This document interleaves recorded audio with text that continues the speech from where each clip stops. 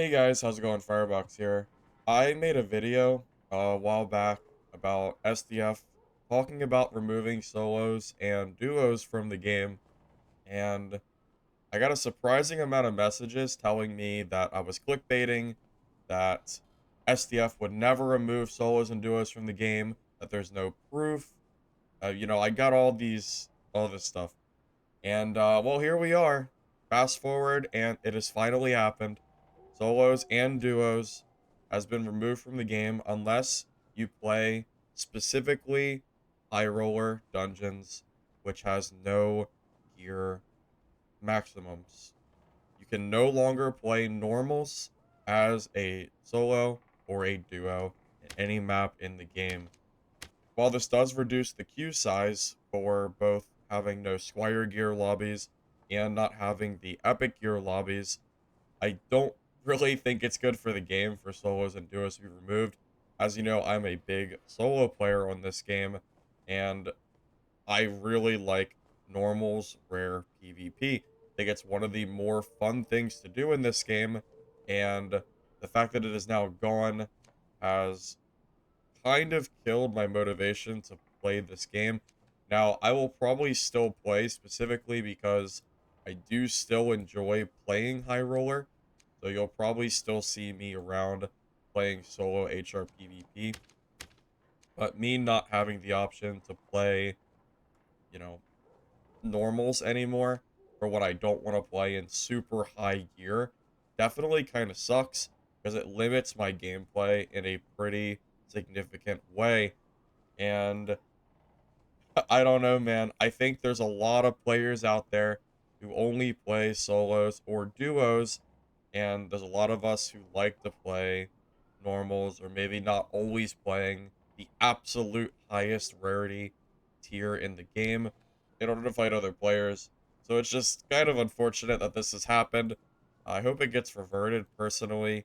Don't get me wrong. I know that there has been too many queues, and I was a big advocate for we do need to reduce them, but changing the party size, I just don't think was ever the play. And just for the sake of showing off the entire patch, just because I'm already making a video on this anyway, I'm going to go over all of the notes that SDF gave regarding this. So let's go ahead and get started with that as well. Alright, so a bunch of bug fixes were fixed. I'm not going to read these one by one. You're welcome to pause the video and look at this if you like. But yeah, a bunch of bug fixes are changed. But what I really want to talk about are the game updates. So they've increased the maximum value of socketing gems, which I think is fine. Gem socketing, a lot of it felt a little bit lackluster. For example, when you wanted to socket health, you would get 1 max HP on a roll, which kind of felt bad. So I'm kind of okay with this change personally. Although I haven't seen what the new maximum values are. Maybe it'll make gems more expensive, but gems are so frequent right now, I think this is a fine update. All attribute is now obtained through socketing. I'm kind of against this. I thought all attribute was supposed to be this, special socket item that you could only find in dungeon.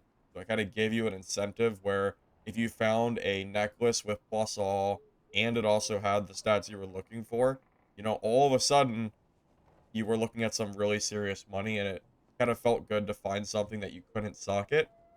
Now you can just do everything socketing, so I guess that makes the gear matter a lot less. So between the maximum value, it being increased, and all attribute being socketable, I guess you can socket basically any piece of gear into being viable, which will be good for high roller kitting. The game pools are now being limited. Adventure mode being only limited for trios. Normals now being limited for trios with the removal of Squire gear lobbies, so those no longer exist. And High Roller is now solo, duo, and trio, and that is including the removal of Epic gear lobbies. So yeah, this is I don't know about you guys, but I am very disappointed in seeing this here. At the very least, if this had changed and normal had at least still had solos and duos, I might have not felt as bad, even though it does suck to have a reduction in the freedom of where we can play. But again, I know there was a big queue issue, so I would really have not, slighted Iron Mace for doing this if we had still had the option to play solos in normals, which is kind of where I like to play when I want to play low gear.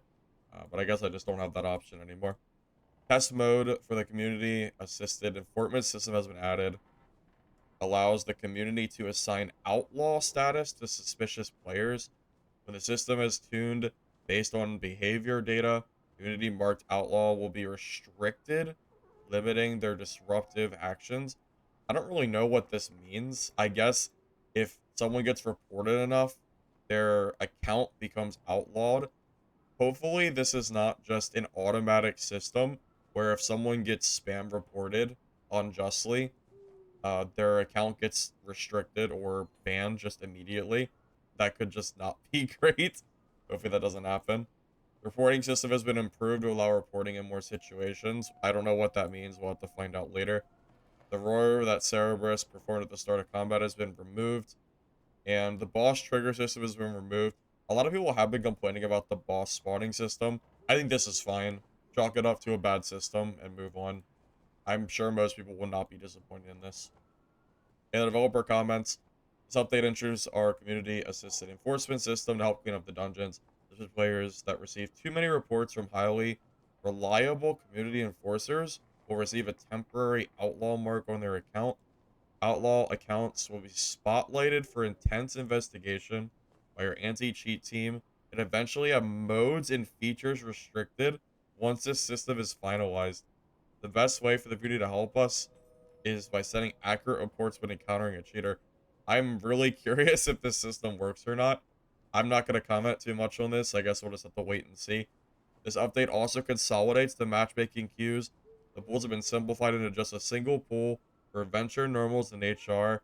The continuous matchmaking has improved our ability to help keep dungeons feeling populated.